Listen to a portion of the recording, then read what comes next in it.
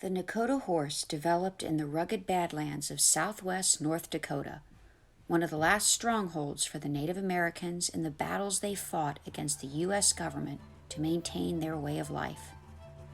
Fast forward 100 years, when the Badland horses were being fenced in during development of Theodore Roosevelt National Park. Leo and Frank Kuntz stepped in to help rescue this rare and historic breed of horse. Having returned from the Vietnam War, these horses gave the brothers a renewed sense of purpose. This is the remarkable story of a family working to save the Nokota horses. Krista and Frank, welcome to Tir-Kai Tales. I am really excited and honored to have both of you, father and daughter team, working to save these amazing wild horses, the Nokota horses, who are descended from some of the ancient herds of wild horses in North America that was very pivotal in our Native American history of this country. And you are coming from North Dakota, currently with amazing winter weather right now, trying to help these horses. I saw your story on a TikTok video. So this is the strength of social media when it's used properly to get these messages out so that we can help preserve this amazing herd of horses. And I would love to hear your heroic story of how you selflessly gave to these horses and help rescue them, where you are now, and what your goals are for the future to help preserve this wonderful herd. I thank you so much for joining us here today on Tir-Kai Tales.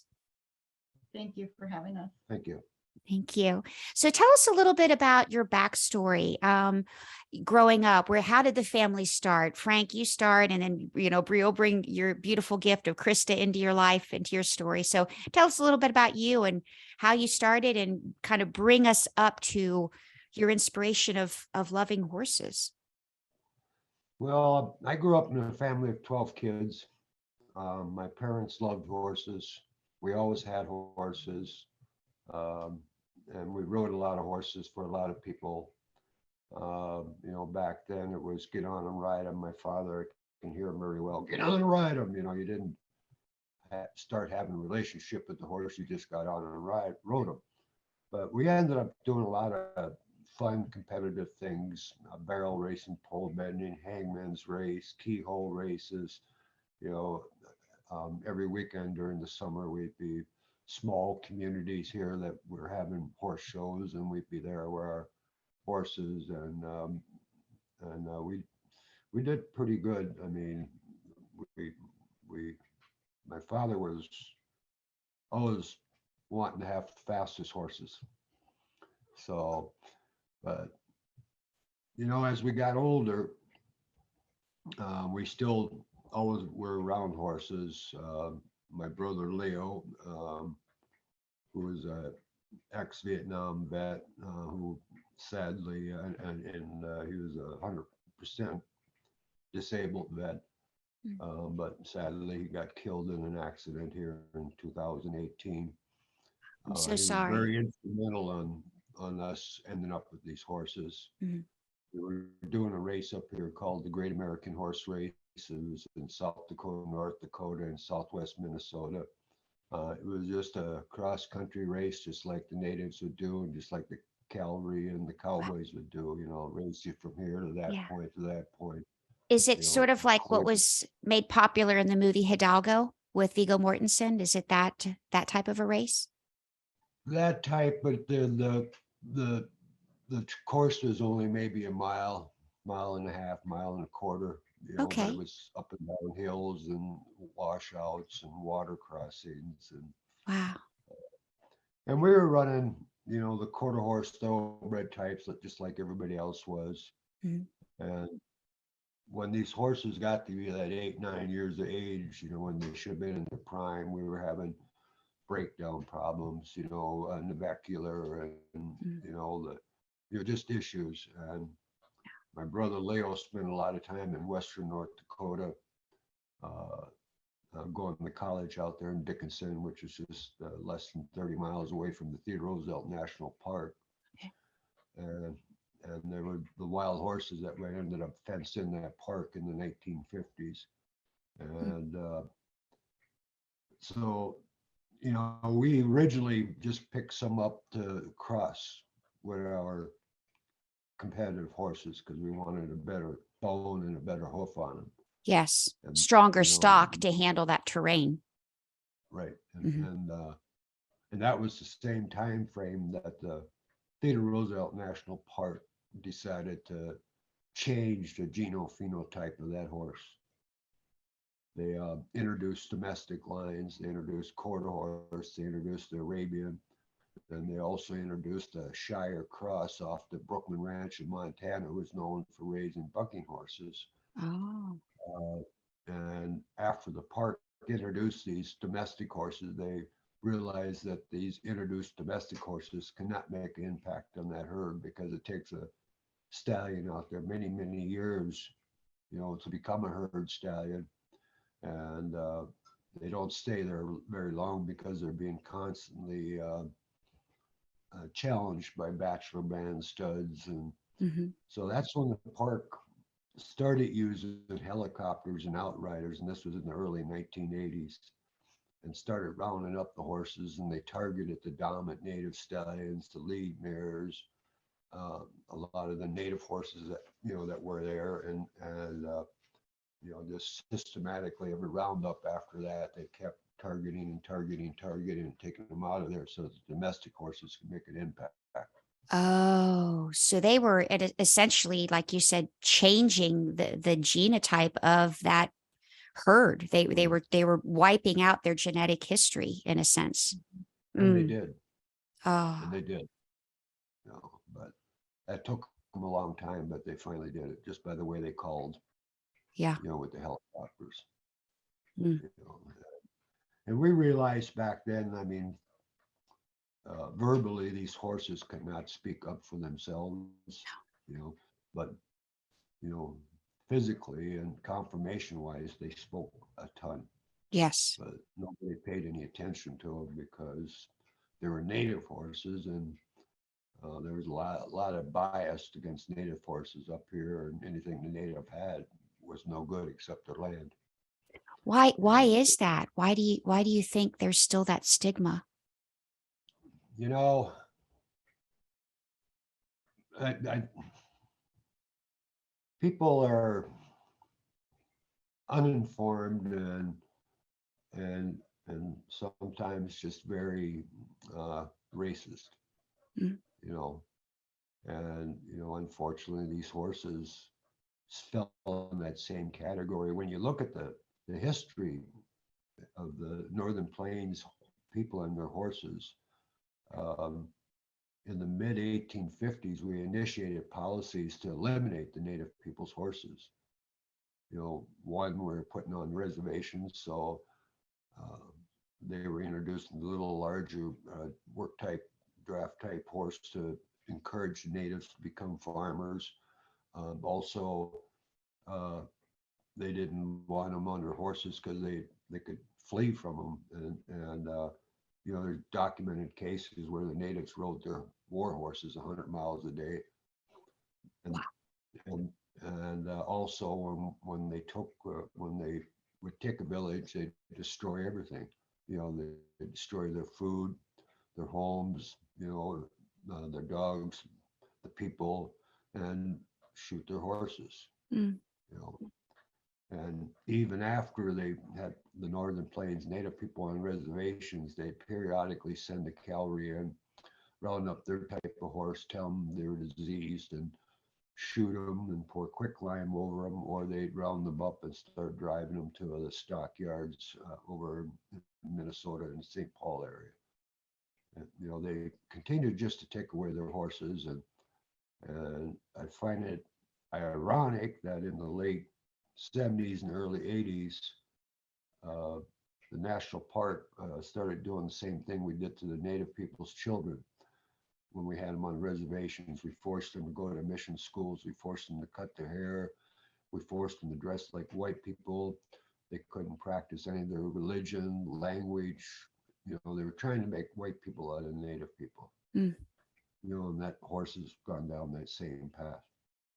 You know, I mean, they still have horses out in the Theodore Roosevelt National Park, but after 40 some years of total mismanagement of them horses, they've got the worst inbred herd of wild horses on public lands. Oh, Plus, Theodore Roosevelt National Park was chosen as a place to start uh, using the horses in Theodore Roosevelt National Park.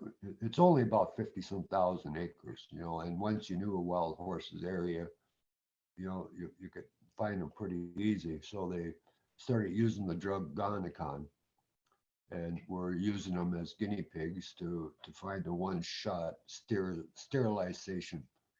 You know, oh, so that's what so that that drug does, is a sterilizing drug. Yep. Oh, my goodness. So, but Were so I they mean that's using that to control the herd population because they felt that they would overgraze? Was that their mentality behind it, or was it well, was it well they had all kinds of reasons. You know, one was, well, yeah, we got to control the population, and then they claim, you know, and I've, you know, seen many of their helicopter roundups in the years that I've been out there. And, you know, they say, oh, it's easier on the horses. But after watching what's happened out there, you know, I just soon see them take a chance with a helicopter instead of being used as guinea pigs to, you know, to make sure they never ever reproduce again. You know, at least with the helicopter, they had a chance. yeah. You know, that some of them could evade the helicopters, but this they're not being able to evade. So, and this, you know, study was done with Colorado State University. I Oh, think it was which is Colorado State. it was Colorado State that did that with the drug. When they were working with the national park, and that park was chosen because they couldn't do it out in BLM lands, whereas, you know, hundreds of thousands of acres, and try to keep up with certain bands and, you know, be able to dart them. And, Right. you know, so that's why they chose them as a place to start their research with GonCon. And I've I seen changes out there since then. Oh, what type of changes have you seen with the herd? Behavioral changes, foaling changes. I mean, the mares were foaling year round when they normally don't start foaling until in March. Mm, The mothers that had babies, and then especially I noticed a lot after the introduction of domestic stallions, that these domestic stallions didn't have that self-preservation to be able to take care of themselves by not breeding their own offspring. Their own offspring they chase out of the herds when they become breeding age, and, you know, some other stallions would pick them up, but you saw inbreeding starting there with the oh, domestic. so their own natural instincts were being suppressed in a sense by this drug. Yeah. Hmm. Yeah.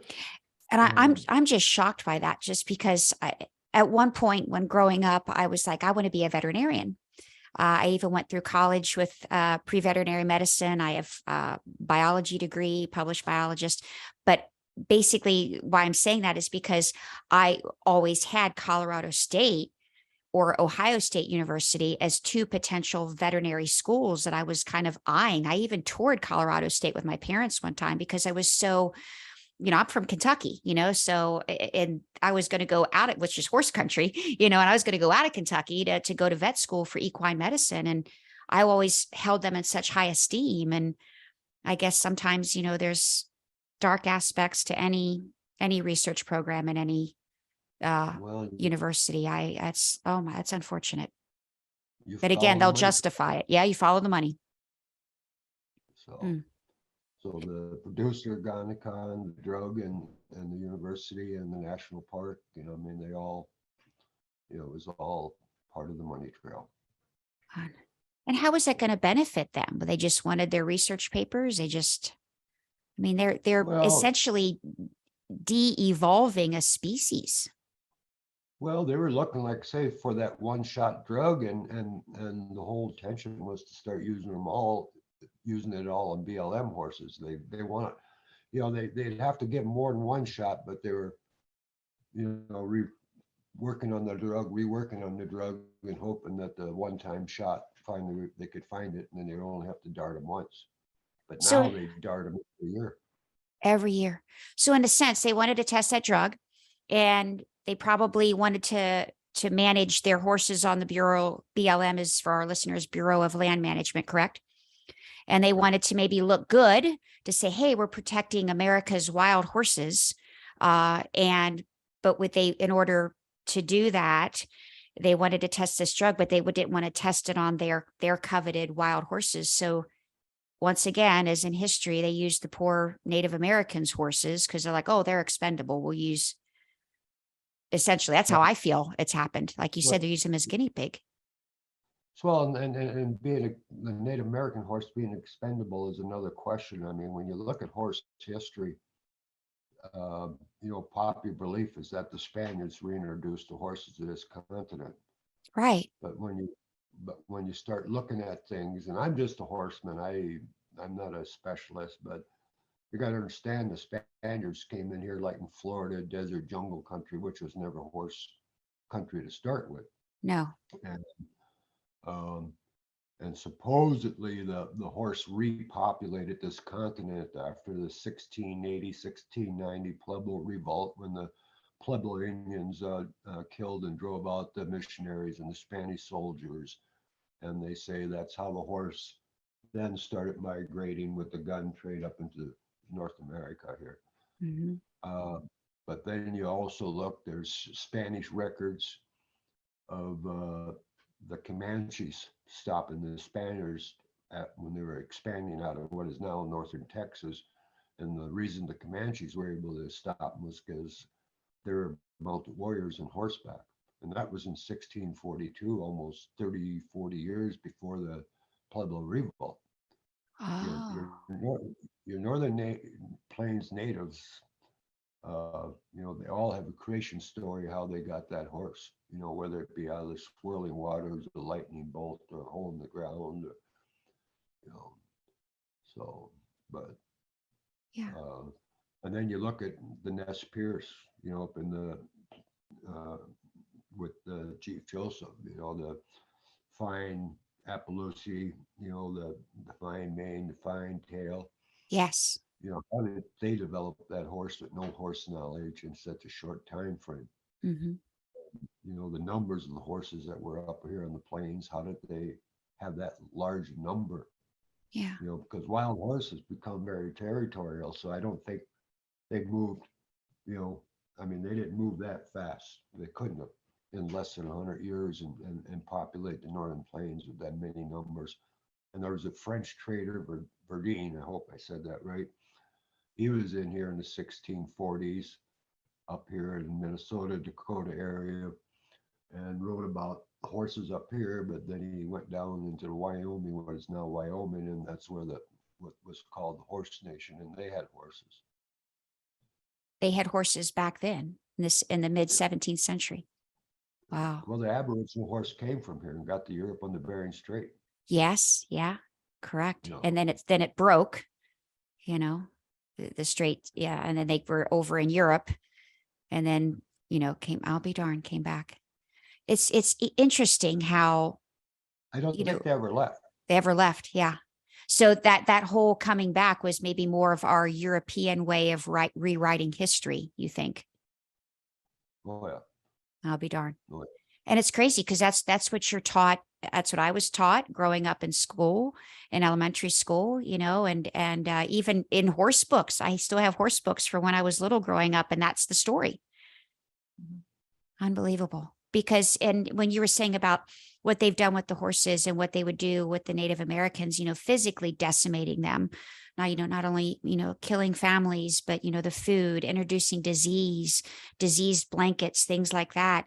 But they were also, I think, even more of a travesty, trying to kill their spirit and their culture they were people of the horse. The horse helped define their culture. And by killing the horses, I think that's a deeply emotional pain, more so than getting rid of the food or burning down. I mean, you're killing their spirit in a sense, taking their freedom, taking their way of life away. And it's shocking how they don't view the horses as valuable and sentient Well, beings. look what they did with the bison. I mean, Yes. they made up fake meat markets and hide markets, and and there are millions and millions of them up here, and we almost eradicated them. Yeah. Shooting them from the trains and everything. Yeah. And I myself, I mean, I kind of fell prey to that. I was the whole big, oh wow, Buffalo Bill. You go out to Wyoming and you see the museum, and it idolized in a lot of films, Hidalgo, the Young Riders series. And I was just like, oh, he's so cool. And many aspects did some pretty cool things, but then also, we was a buffalo hunter. That's what he did, and it's sad that our history is written to favor the European expansion. And you have like a couple paragraphs on what happened to the Native Americans. That would always infuriate me, because that was like part of my favorite part of American history was, the Western expansion in the West. And I am grateful to my parents because they knew that there was more to that history. So I had that in school, but what they did is for 4 years, 4 summers when I was in high school, we went out west and we had a car, and, there was no GPS on your phone. There was, the little triptychs that you get from AAA, in an unmarked road. And we were in a Volvo station wagon and we're gone for a month. And my parents handed me a map and just said, where do you want to go? We had no hotel reservations. We had no plans, and we explored the West. I'm grateful because my parents gave me that. So my eyes were opened to the real history of what I feel is some of the most beautiful part of our country. And it's a shame that that isn't told. We went out there, literally our first time out to the plains was the year that Dances with Wolves had been released. So, it started to bring to light those stories a little bit, which was good. But it's just, I'm grateful that I had that influence from my parents, but it's people like you that need to share the story and history. So the real history is told, not what you see, what's approved in a textbook, but that's what school children are being fed nowadays. Mhm. Well, like even after Chief Joseph with the Nez Perce surrendered, our government made it illegal to breed Appaloosas in this country. And I, he fled from the military, with family and friends, and for what, 1,100 miles, you yeah, know, couldn't keep up with the native horse. no, It was, yeah. so. I had a little Appaloosa mare. That was my first pony. Her name is Misty. And she was a little blanket app, little roan, 14-1. Amazing. Like, I've loved all of my horses, but Misty, I always said if I was put in a time portal and back in time, and I had some good thoroughbreds. We had a Cleveland Bay mix. We had some very, very nice horses, but I was like, I want Misty because she'll go all day. She was barefoot, and just could go all day. She would give lessons with little children, take them jumping, do everything. There's be times where if something would happen, I saw that mare self-sacrifice herself to take care of her rider. That's special, Yep. Like I said, we got into these horses by accident because of the hoof and the bone. But after we started acquiring them out of the park, we started buying them and buying them and buying them. And it was their brain that really amazed me. You could see them stop and think. And they're some of the smartest, most compassionate horses I've ever been around. It's amazing. What was one of your favorite stories or memories that you have when you first experienced that? Huh. Well, I was just amazed at their ability to think. I'd see them in situations where a domestic horse would have just really lost its cool and just, get tangled up somewhere, or get hooked up somewhere. They just lose their cool and just tear themselves apart. And these horses, that we were getting out of the park were anywhere from 6 months to 22 years old. never been handled by people, never been in a barbed wire fence except for that big hog wire type fence all the way around the park. But they'd get in situations and they'd stop and think, and they'd let us help them. And as soon as they knew they were free, and they knew right away, Yeah. and they just up and gone. Wow. Yeah. They had the presence of mind to stay calm and know that you were helping them. It's awesome. Tell us a little bit about how you first came to these horses. And I think you worked with you touched on it earlier, you worked with your late brother. And what did you do? What was your initial engagement with these horses, and how you helped and how you started this whole process of working with these horses and preserving this herd? Well, like I said, we knew the horses couldn't verbally speak for themselves, and we decided that we had to be their spokesperson. Hmm.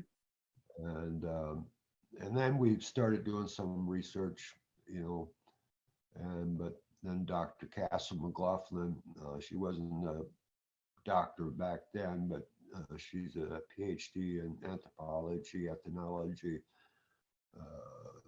Trying to remember, she's got a big title. But we met her at one of the sales out in Dickinson, North Dakota, after a roundup. Leo and I were sitting at the sale barn, and we were buying them. All we had to do was pay a penny or two over the kill price. And there was I hope I didn't go off the story, but anyway. No, this is great. What is the kill price? Like, for our listeners that kind of aren't familiar with this. Back then, it wasn't too terrible bad, because we only paid like anywhere from 140 to 200 bucks a horse, depending on the size of the horse. So, we just had a bid over them. But there was a number of stallions. I think it was 5 or 6 stallions that come into the sale barn ring, and there was a couple of young ones in there and some old ones in there. And there's this young lady bitting us up, and Leo and I are looking, and she kept bitting us up, and Leo stopped the sale and he said, "Well, how many does she want?" She says, "1." Leo and I quickly discussed with each other, well, she's not going to take these older studs. She's probably interested in the young stud. Well, she bought one of the older studs. Nokota ended up being his name. She had borrowed a 2-horse trailer.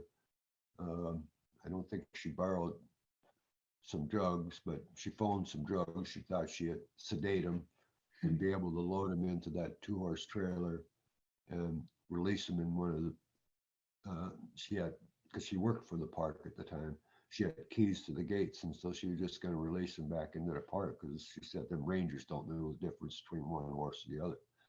But fortunately, after the sale, she come walking. We were out in the yard there, and she come walking up towards us, and if she could have killed with eyes, she would have killed us, because she thought we were kill buyers.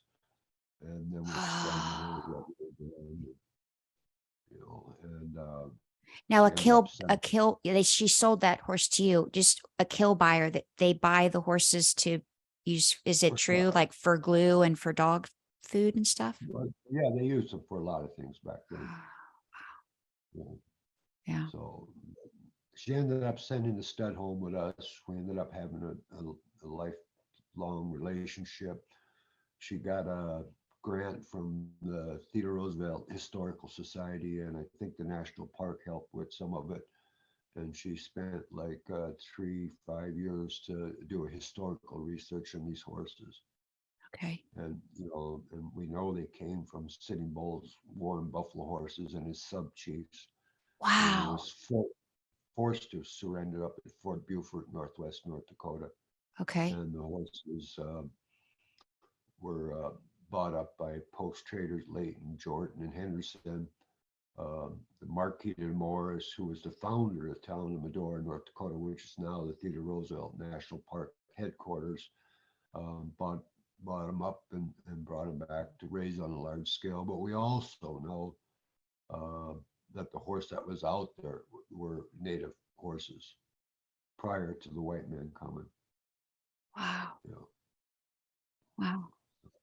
It's amazing. It's just, and you're helping to keep part of, like you said, Sitting Bull's herd going and keeping that's so important, like you said, and to have those stallions to pass that the genotype on. And the mares are important too. I mean, the mares throw off a huge percentage of their genes for the foals.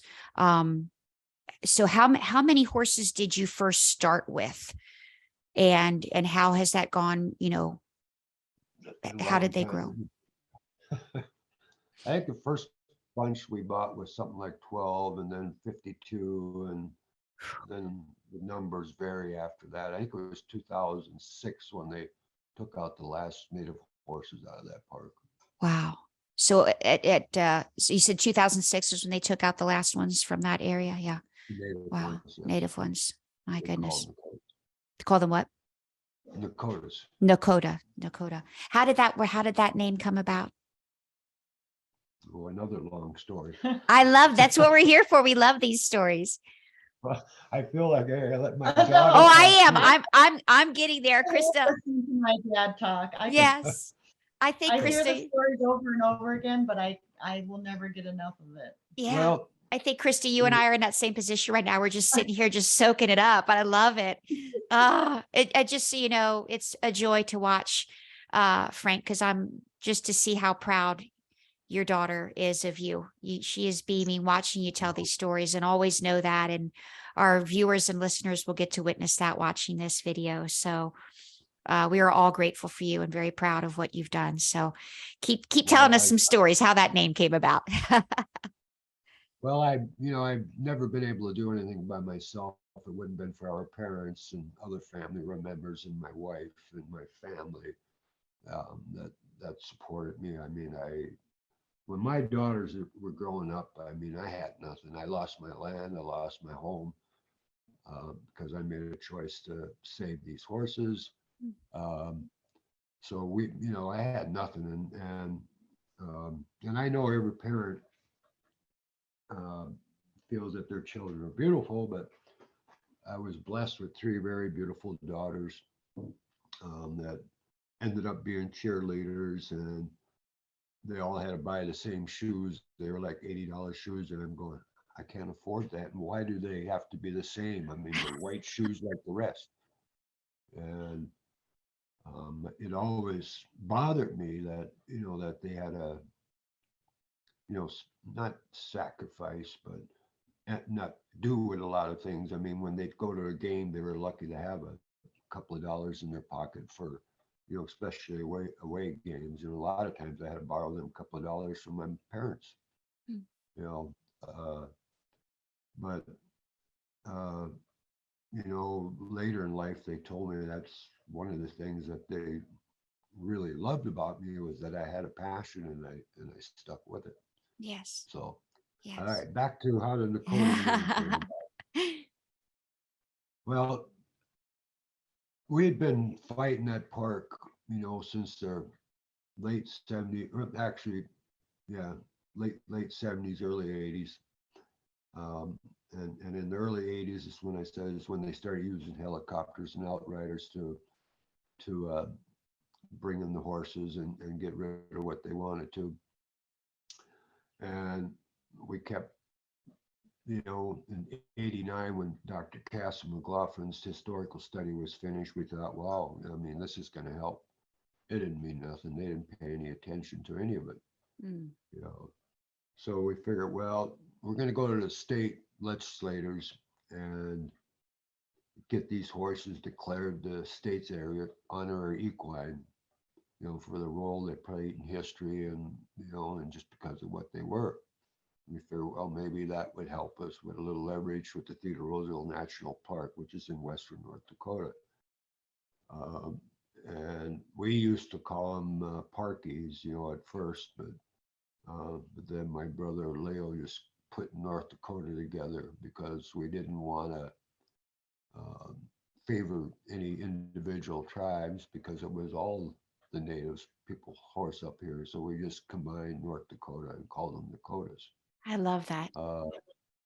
The first year we went to our state legislators, we got it through the Senate, through the committee and through the House. And then, or not through the House, we got it through the Senate, and then it went to the House. And we were there at the Capitol that morning when the bill was debated. Leo had gone upstairs in the balcony to watch, and I was on the House floor in the background.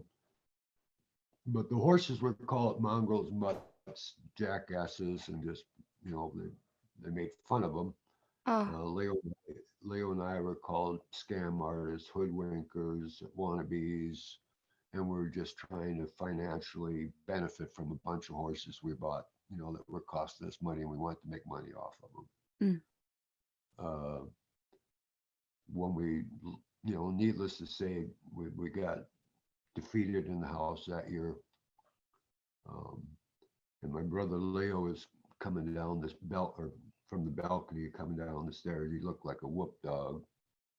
And on the way home, or on the way out of the Capitol, he says to me, the only time I've felt worse in my life was, he was shot and wounded in Vietnam. He said it was when I was being unloaded in Fitzsimmons Hospital down in Denver, and people were protesting, calling him baby killers and throwing stuff at him. He was on a stretcher, and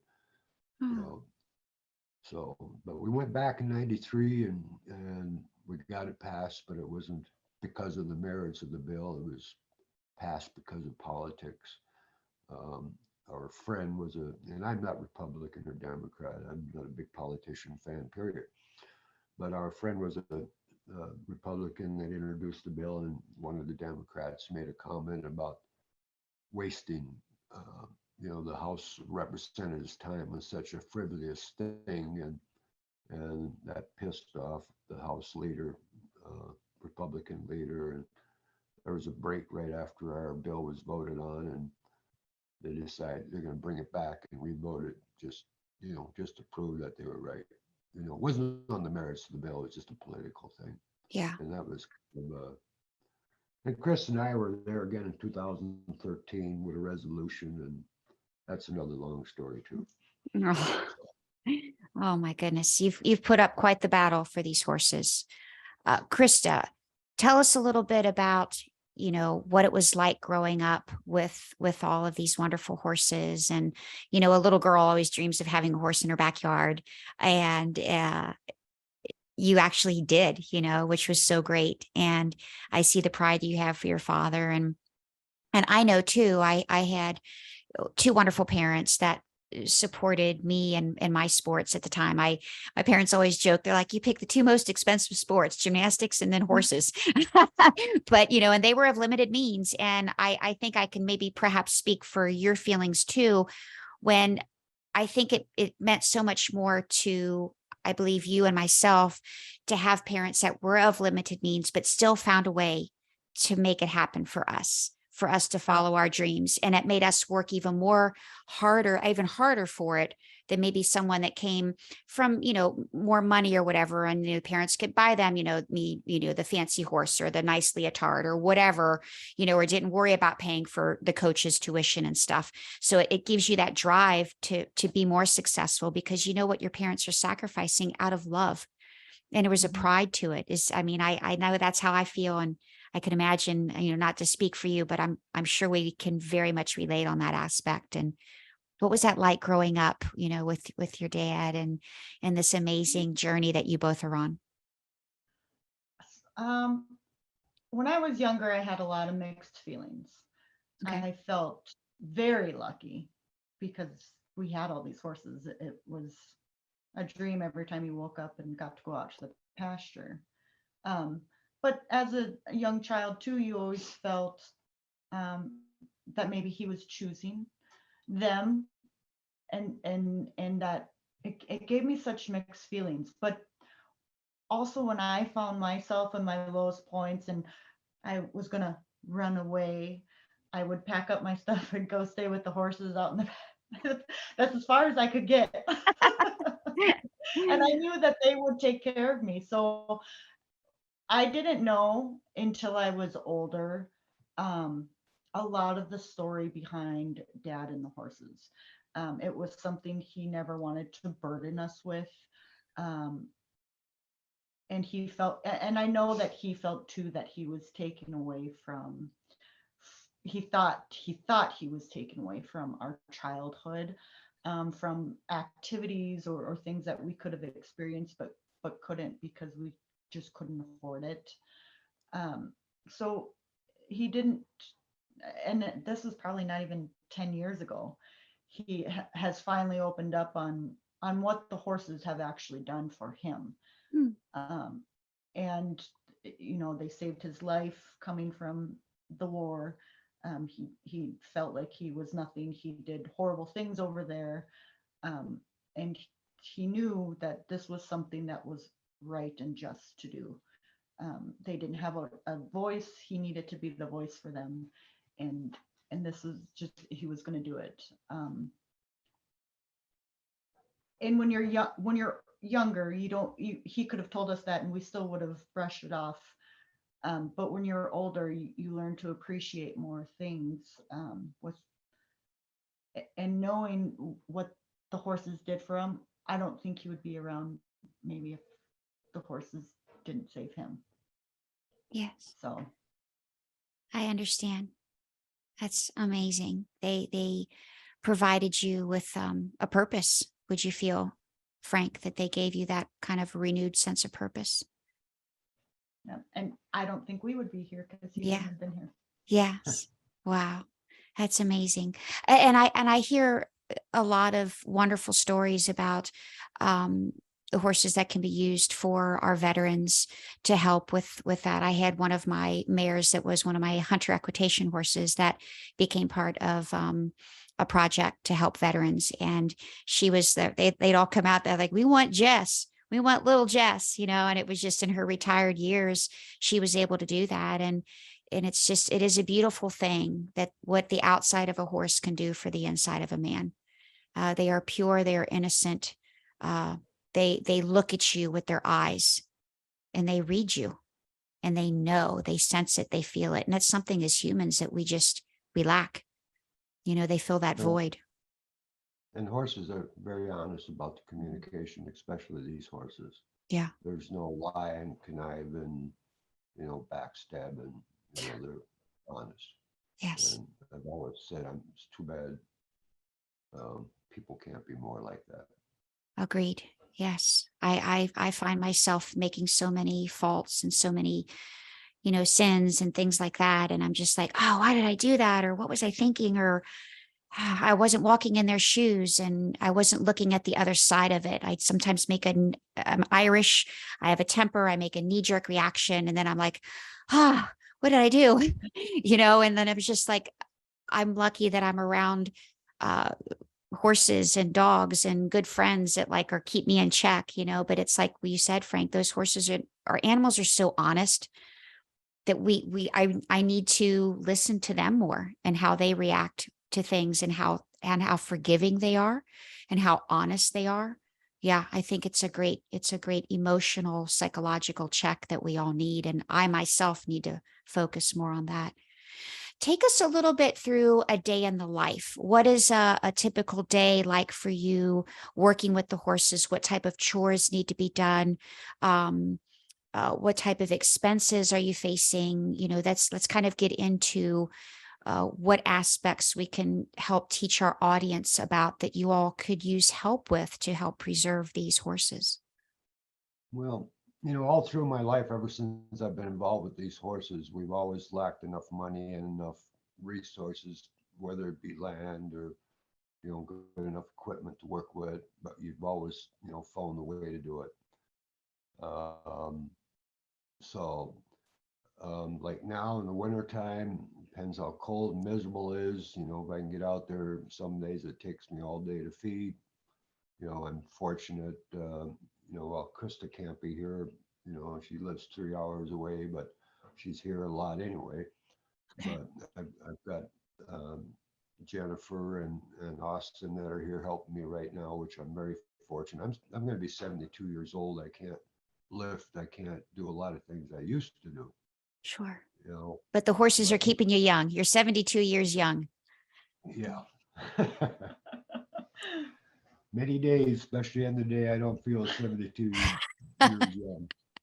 I feel 72 years old. Oh, Yeah, and Jen and Austin actually. So Jen came to us 6 years ago.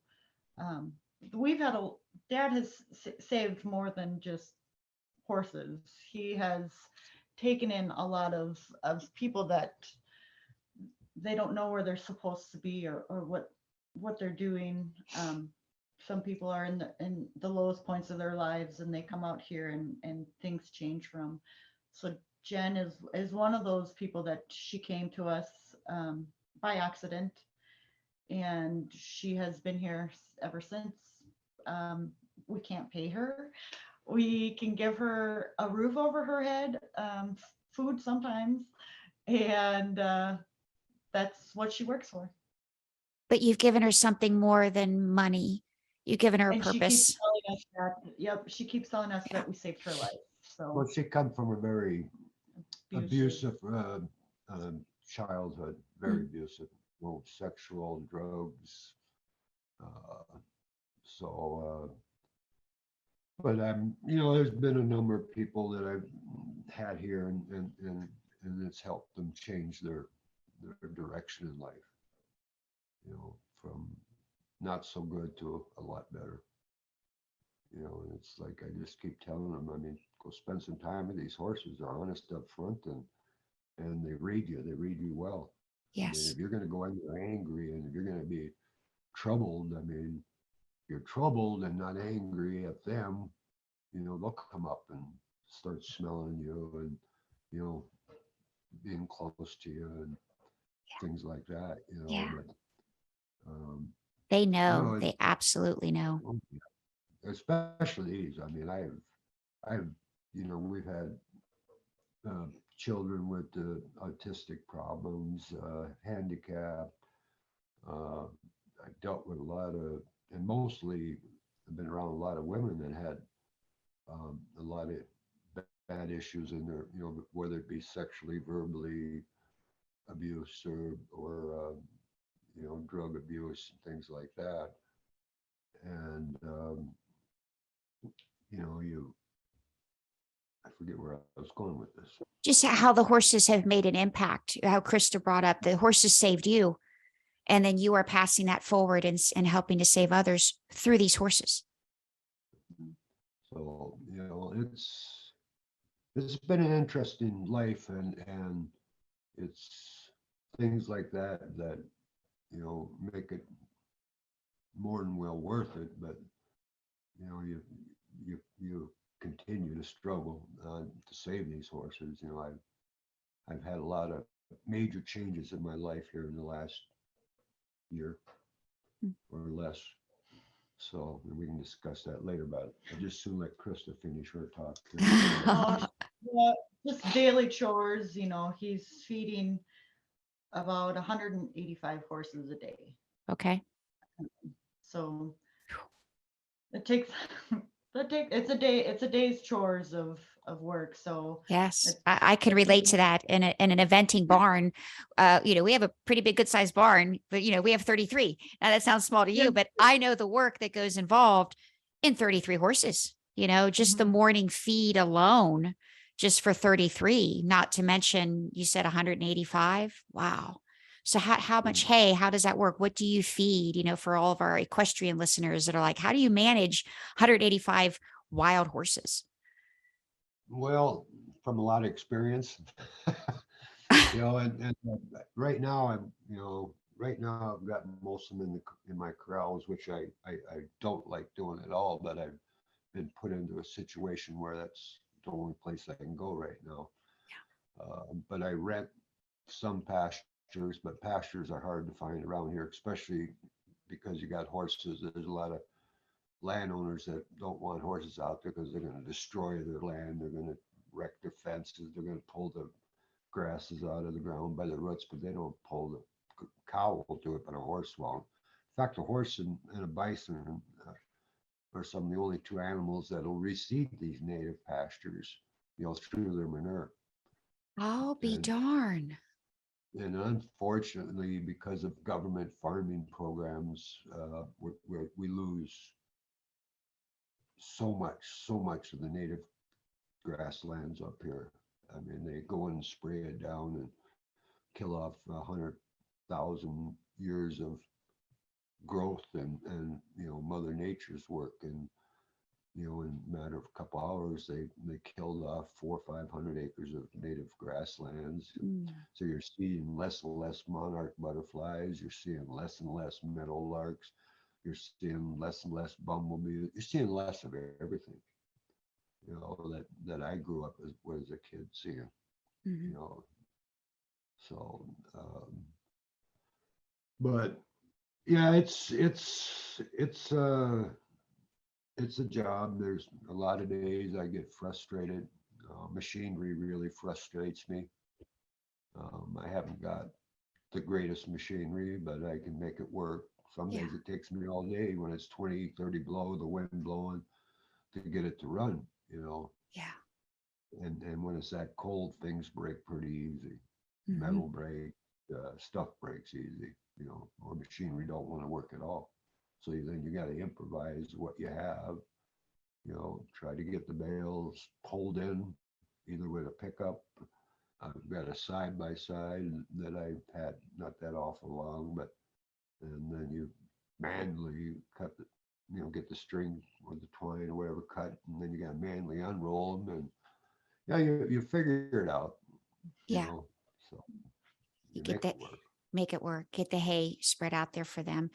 Do you do any grain supplements, or is it just grazing, forage, and hay? I try to make all the hay myself. I've been renting some hay ground from a family for almost 30 some years now. And if I'm lucky and if the rain, comes at the right times, I can raise enough hay. But a lot of years I have to borrow money to buy hay, and and of course I got to use the horses as chattel, or put a lien against my horses and what little I got out here. Just to feed them. So, Yeah. yeah. A lot of our listeners, it's just hay is such an important commodity. That's what keeps the weight on the horse. That's what sustains them. I mean, you have your grain as a supplement, but it's the hay that's the quality, because they're grazers. And a lot of people don't, if they haven't, I mean, I from Kentucky, I baled. I grew up baling hay, and and we had bluegrass, fescue, and rye. And that was the mixture that we had for our grass that my parents, we'd put up. And I remember the year a tornado hit our farm, and we had just put up our full stock of hay, and we lost the whole barn. And it's just like, people are like, "Oh, you lost the barn." We're like, yeah, but we lost the hay. Like, only horse people get what that entails, and it's hard to find good hay, and then hay prices have so I can imagine, I know what we're paying for hay, in Florida. And I can just imagine, Florida, we have coastal, and we have to have our alfalfa and Timothy, we have to have that shipped in, and the price is just skyrocketed. So that must be a huge struggle if you can't put up your own hay to try to purchase and get that for the horses. Well, that, and like I say, we're losing so much native prairie, and I'm not a believer in grains and sweet feeds. I mean, yes, I will use a tub lick occasionally for some of the older mares. The teeth are getting bad, and Sure. I'll to give them some X protein. But your grains are not something that a horse, especially these horses, grew up on. It was this Yeah. good old native grass. Yes. That's what their body's used to processing. Well, look what happened to the native people when we put them on the reservations and made them eat beef or canned goods. That it's all, they weren't eating the bison and their deer anymore. They were eating our garbage. And they got sick. Yeah. And I think, like you said, sometimes you take those horses away from their natural forage, and it affects their immune system. They start getting inflammation, like you said, navicular can flare up, things like that. They can founder easily. I Yeah. haven't had a Nakota that I'm aware of or know of a Nakota that had navicular. Wow. Phew. But you And look, we don't intervene besides supplementing, during the winter, but it's very rare that we have to get a veterinarian involved, or we don't deworm unless necessary. So that's another thing I have no vaccination programs, Mhm. and I've been at this a long time.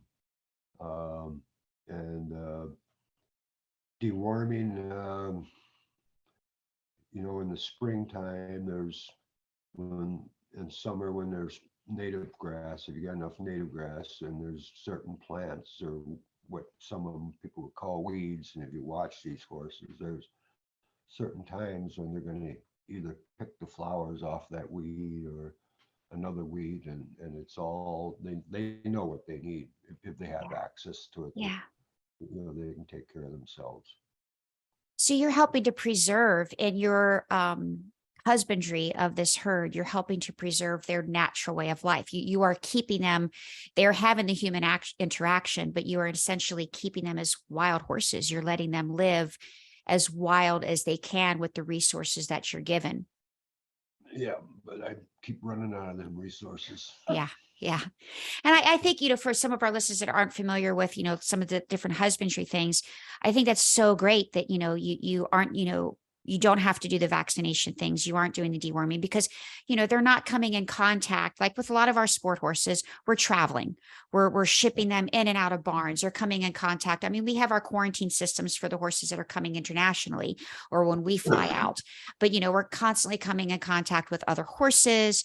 Some horses come in and they're going to graze in that pasture and you don't know where they came from and what their parasite level is. And then they have manure and then that horse, so we kind of keep those as a maintenance thing for their health with the vaccination and with the deworming. But I think it's so great that you don't have to do that. And you don't do that. You let these horses live wild and then preserve their own natural immunity in a sense. They've got one amazing immunity system. It's amazed me. Mhm. And with injuries, I've got to make a decision if I need to intervene or not. But Sure. I've been amazed at how well they can heal themselves, given the right circumstances. Let nature take its course. Yeah. Mhm. I think I wish as people medically, we could remember that too. I think lots of times we rely so much on modern medicine and that's the answer. And it's like, nope, you have a great, and I'm a biologist, so I'm like, there's pros and cons. I'm like, you have a great immune system. Like, trust it. Trust it. It's there. It's when you start intervening, that's when you make things weak. That's when you mess up the program. That's how I look at it. You can mess up the Yeah. program. Do you have any foals on the way? How's your breeding looking? How do you Well, work with that? unfortunately, the last few years I haven't been able to breed many because of lack of pasture.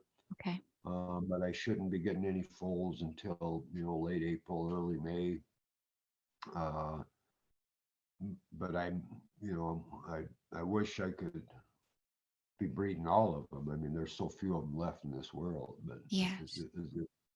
I don't I don't want to.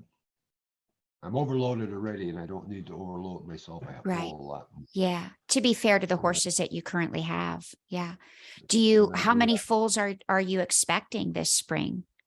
I'm not expecting many at all. I'm thinking Okay. about 15. Wow. Like I said, I've lost a lot of pastures in the last 20 years, 30 years, Yeah. whether it be through the pasture is now a field, with grain or flowers or corn, or, when you save a breed of horse, you don't make no money. And so a number of times I'll be late on pasture rent payments and things like that. And you can't Sure. blame the landowner for, going to somebody that'll pay him up front and Yeah. make sure he spends money. Yeah. So It's tough. My father would always say, you can make a small fortune with horses. I was like, oh, how is that, Da? And he says, you start out with a large one. You know, but what they give you, I understand. It is priceless, you know. So what is your current situation now? What challenges specifically are you facing and within like this upcoming year? How can we help? Is there a GoFundMe? Is there something set up? What do you need? What word can we get out that's going to be most beneficial to help these horses in the immediate future? And what are your hopeful goals for the future years coming along? Well, right now I'm probably faced with a major challenge. I am faced with a major challenge. I've worked with a landowner for about 15, 17 years. And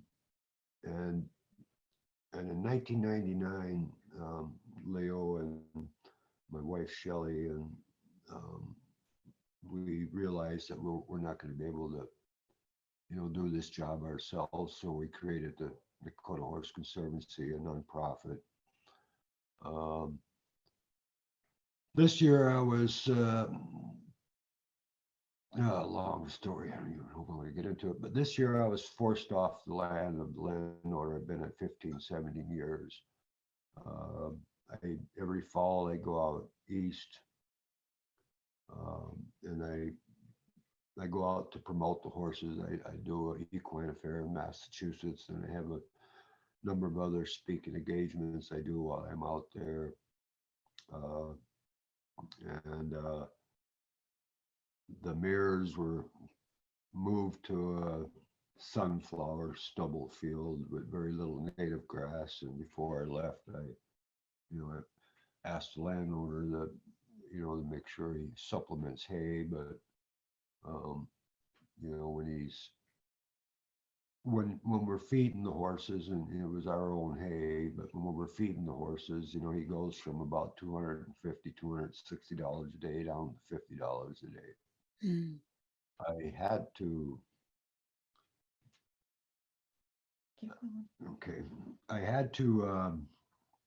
have Jennifer sneak in hay through a back gate while I was gone, because I called the landowner a couple of times and said, this is what I want fed today. I got it. And then I would get a hold of Jen later and says, go on out there and see if they're being fed. No, they weren't being fed. Oh. So she started hauling hay in with a dump trailer that I have and make 2 trips a day, sometimes 3 trips a day, find a hill, to unroll the big round bales. You lay them in there the right way, cut the strings and dump them off and let them roll down. And she run a sunflower stalk, and these sunflower stalks will go through a 10-ply tire, if you hit them right there. Yeah. But it went into my transmission cooler on the front of the truck, and so she's out there, can't move the truck, can't get the hay unloaded. She called me. I couldn't call the landowner because then he'd know we're feeding them and he'd put a stop to it. So I called a good friend of mine. He was close by with a tractor, and had him go out and unload the bales and feed them. And it pissed him off that there was somebody else's tractor out in his land, and it pissed him off that I was feeding the horses, and he didn't even know it. It was almost 3 weeks Almost before 3 weeks before he knew we were realized feeding. that we were feeding. Wow. And He just wanted to starve them. well, no, he just wanted to make money off of them. Mm. He gets less money if we're grazing his land. And he felt there's protein in sunflower stalks, and there's no protein in sunflower stalks. I mean, it's garbage. Yeah. Plus the stocks. I mean, we were having issues with some of the horses getting poked because they were reaching down into trying to find something to eat, and they, poke their eye, injure their eyes. Mhm. Um, but, and I've confronted the landowner about a few other issues before that. And I guess he just got tired of it. And he went to a few select board members, because I was herd manager and executive director of the Dakota Horse Conservancy, and went to a few select board members and told them, either you get rid of Frank and any family members on the NHC board, and we got to sort the Conservancy horses off of Frank's. If you don't get rid of Frank and don't get them sorted, all the horses got to leave by Christmas, December 25th. Then he moved it up to December 15th, and then the Conservancy, a couple of Conservancy members came out and sorted the horses, and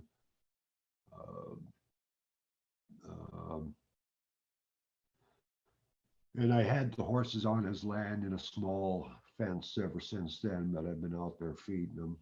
Same way we dumped the bales. I didn't have a hill, but I had Jennifer and Austin, there to help me on roll bales, and when Krista was around. And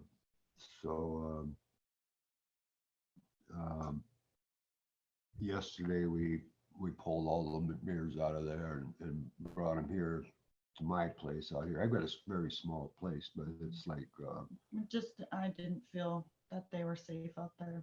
Yeah. So we had to bring them home, and I might be okay for a month and a half, but I need more pasture. I need more hay.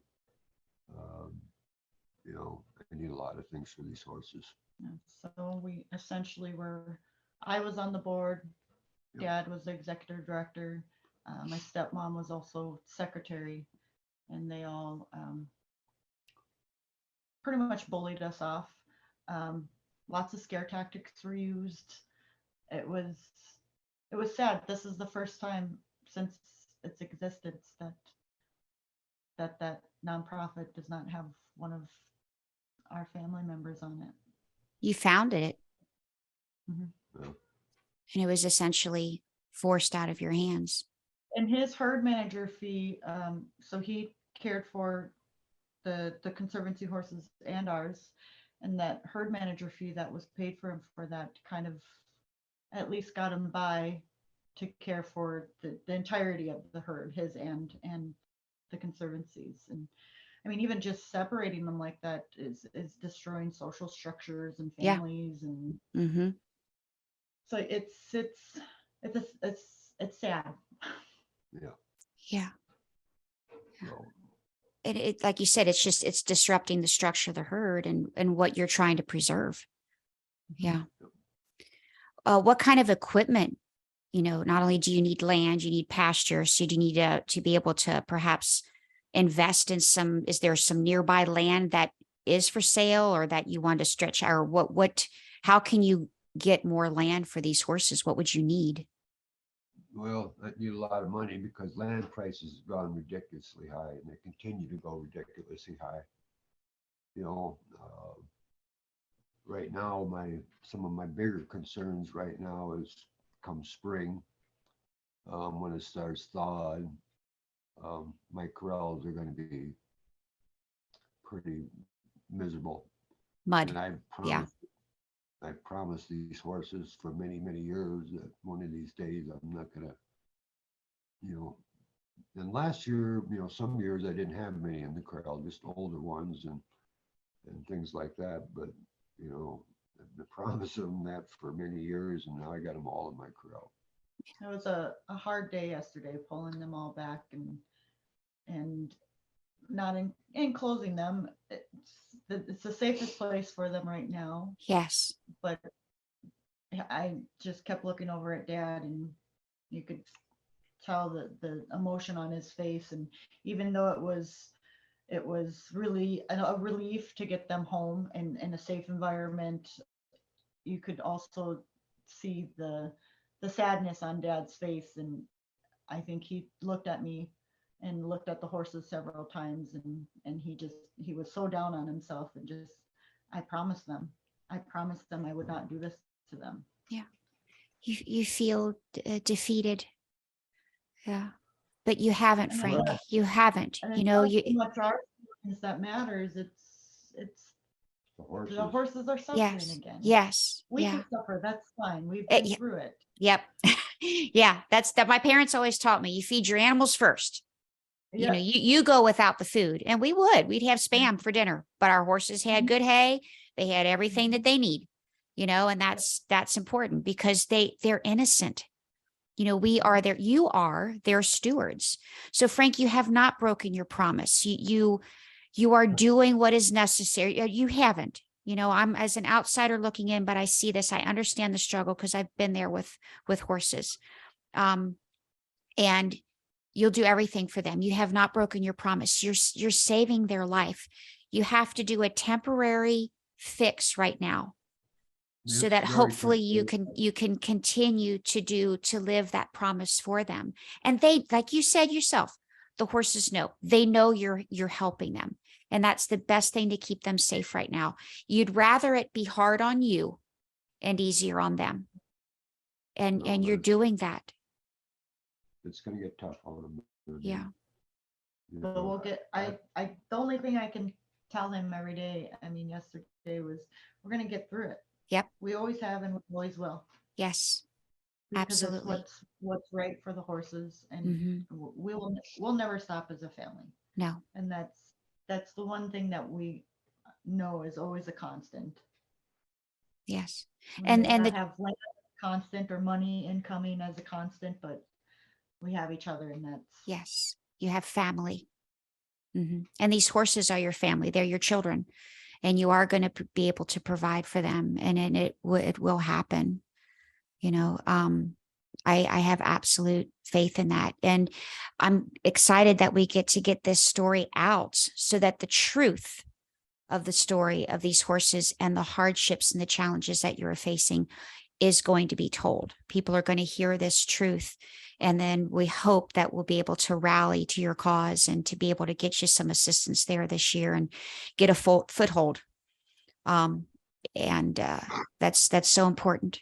So what I believe, did you establish a GoFundMe, or do you have anything that we can do that what I'll do is for our listeners and viewers, I will put all of that information on the podcast links so that we can access that.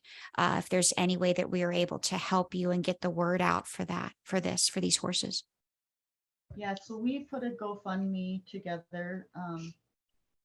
At first it was just $1 is $1, and that is more than what we have now. So, Yes. and my son, who's 5, he sees, kind of what's going on. He comes out and helps with the horses. He hears us talking. He knows the child version of it in his head. And there's actually a TikTok of him as well that got more views than I thought. But I videoed him asking, what are you doing? And he was going through his piggy bank, and he said, "I'm getting money for Grandpa." For what? For the horses. Wow. And I said, "Why?" And he, if Grandpa doesn't have money, then the horses are going to go bye-bye. Oh, So that actually helped us a lot. Just his pure heart of, well, it's just as simple as this. yes. I got Yes. this money in my piggy bank. I'm just going to give it to Grandpa. Problem solved. But from the mouths And of children come that simple truth. it was the sweetest.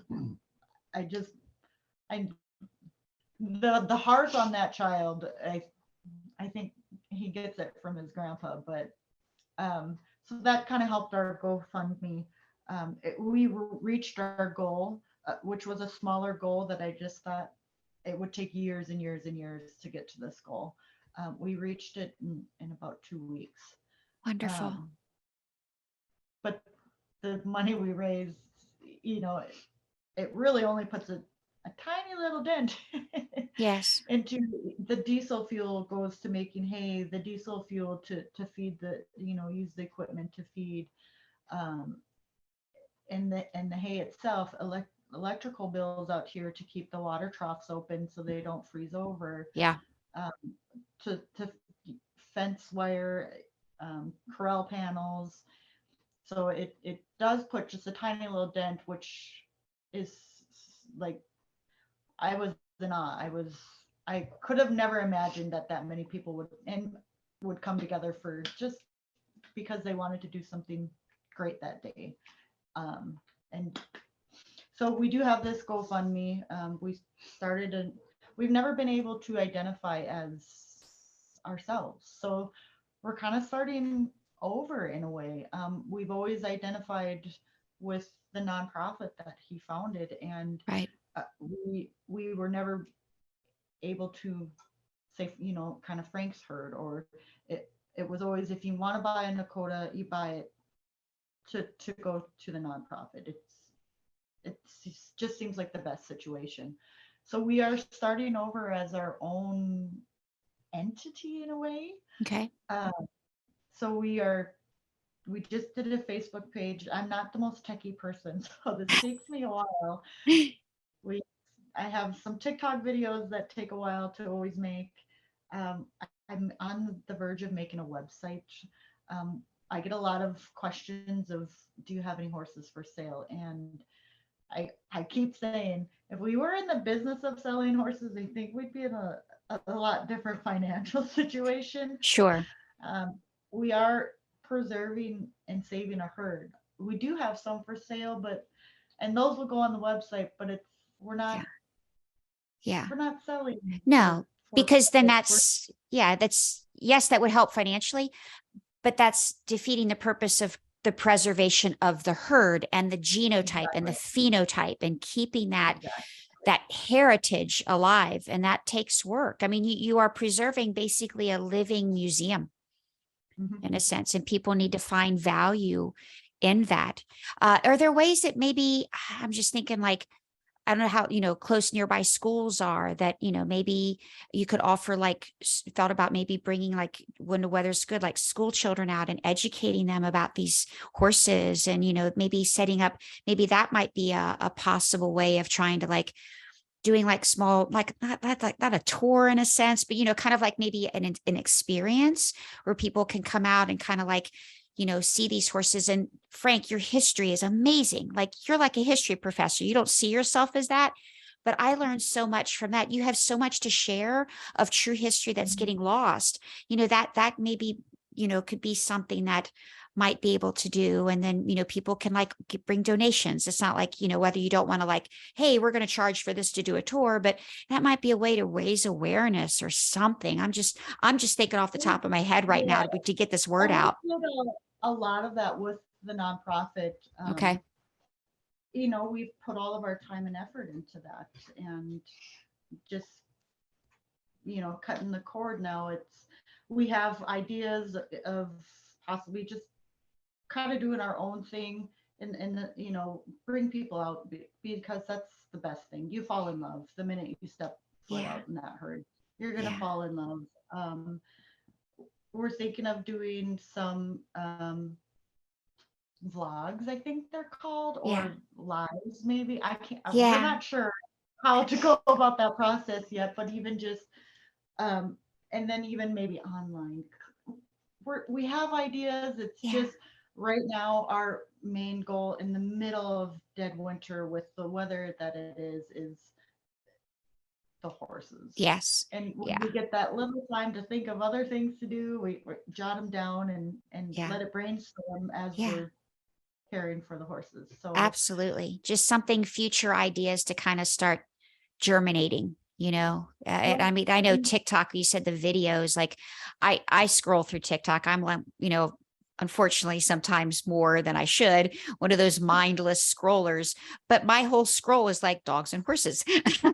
but you get a lot of views for that, and just even like taking shots of these amazing horses that you have, and, of, the sunrise and the sunset or what you're doing. I mean, or sitting there and you get so many people, then you can do a live and you can walk around with a live and people can, sometimes you might have 2 or 3 viewers and then sometimes you get 50, but all those little things are possible things that could just get that word out a little bit, That's the best way for, we always say when people say, how can we help? And I get a lot of people that say it's kind of hard for me right now. And I said, listen, we know exactly where you're at. We get that. And we don't want you to put yourself in a bad situation to help us. Yeah. We always ask them just to talk about the horse, spread the word, let them be known so other people can fall in love and be interested in them.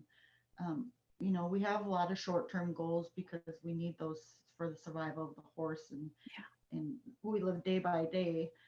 But if we could have it our way, the long-term goal would be a sanctuary with the learning center and an interpretation center of, where they came from, the true history of the horse. And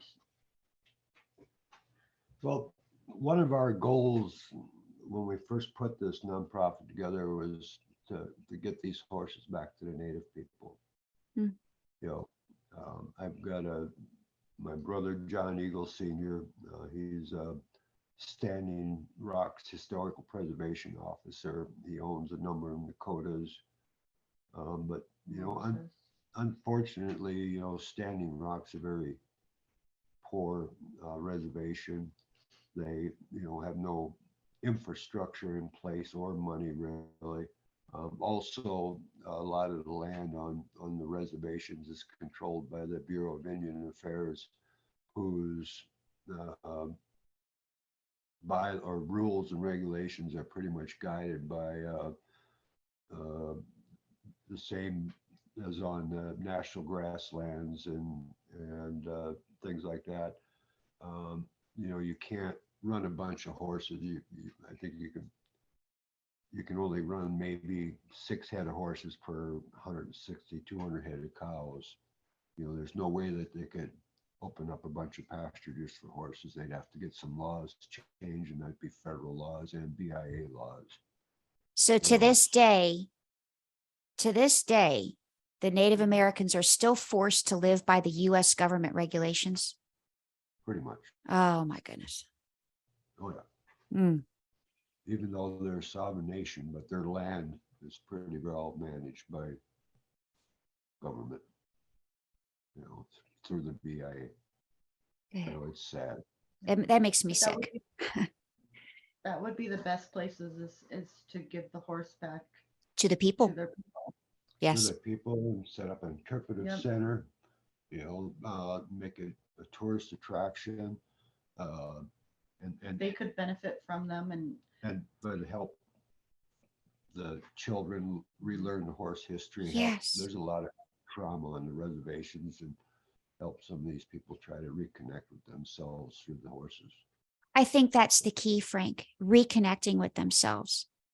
When you don't know who you are inside, when you feel lost and don't have a purpose, that's when you slip into dark things. That's when the problems arise. That's when the trauma happens. And that you came from a dark place after Vietnam, you and your brother. The horses saved you. And it would be a wonderful way of you giving those horses back to the people that call them family originally, and give them a sense of essence and who they are. I really pray and hope that will happen. And with this podcast, as many viewers as we can listen, if we touch one person, we've done something just to get that word out, because I'm proud to be an American. And as I know you are as well, you fought for our country, and it's a beautiful country. And when people look at America, there's so many aspects of it, but it's the great American West and our history and our adventure out there. And these horses, Sitting Bull, all of the great chiefs and their people, they were here first. It was, and they don't see it as their land. They're just belong to the land. They're borrowing it, and we have to keep that alive And I am so grateful for what you have done, because you have selflessly helped to preserve that history and that culture for future generations and for Native Americans through the horse, through one of God's creatures. And it's a beautiful thing. And I know that the chiefs are very proud looking down, and you're going to keep doing it.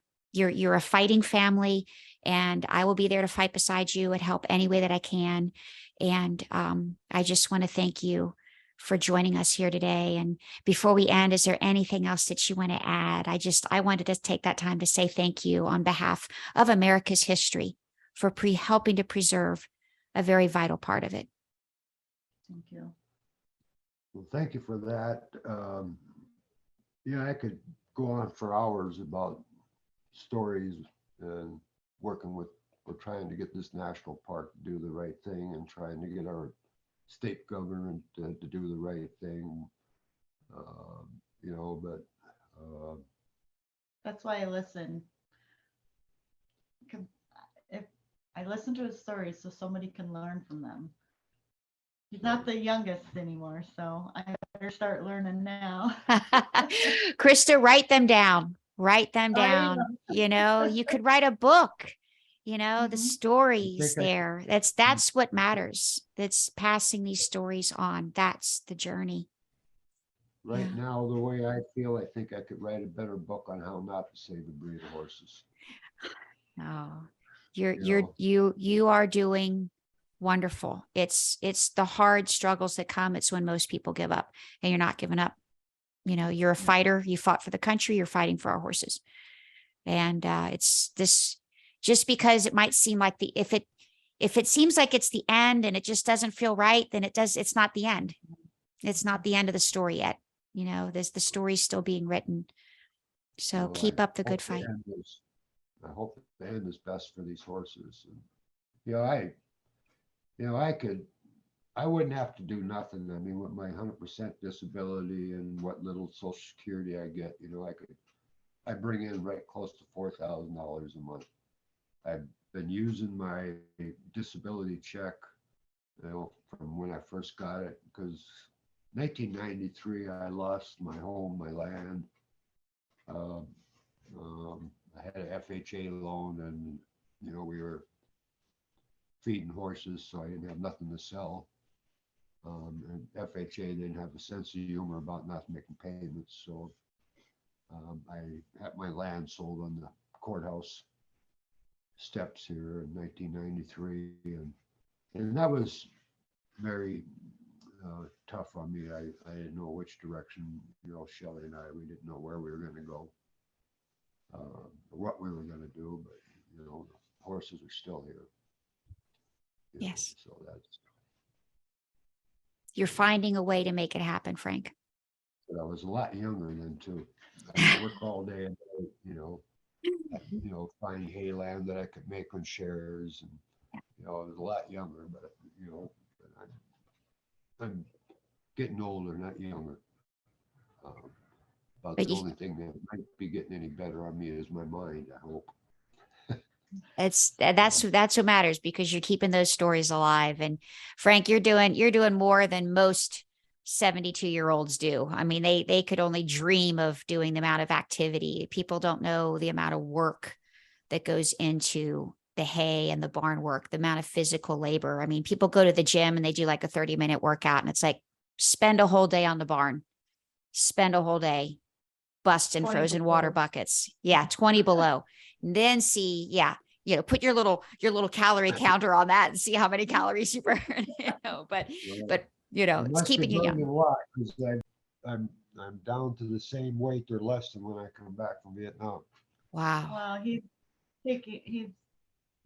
has cancer too, so he's taking Frank. a lot of, again, pills and Yeah. trying to intervene. So I think I don't know if it's the cancer or if it's the pills but I think we're at the same weight right now. Frank, I will keep you in my prayers for, strength and for healing, and for you to continue to be able to do what you love to do. You have a wonderful daughter there, Krista. Krista, thank you for bringing this story to my attention. And then hopefully we can bring this to people and enlighten them in ways to help preserve our American history through the eyes of a horse. So Thank God you bless so you much. both.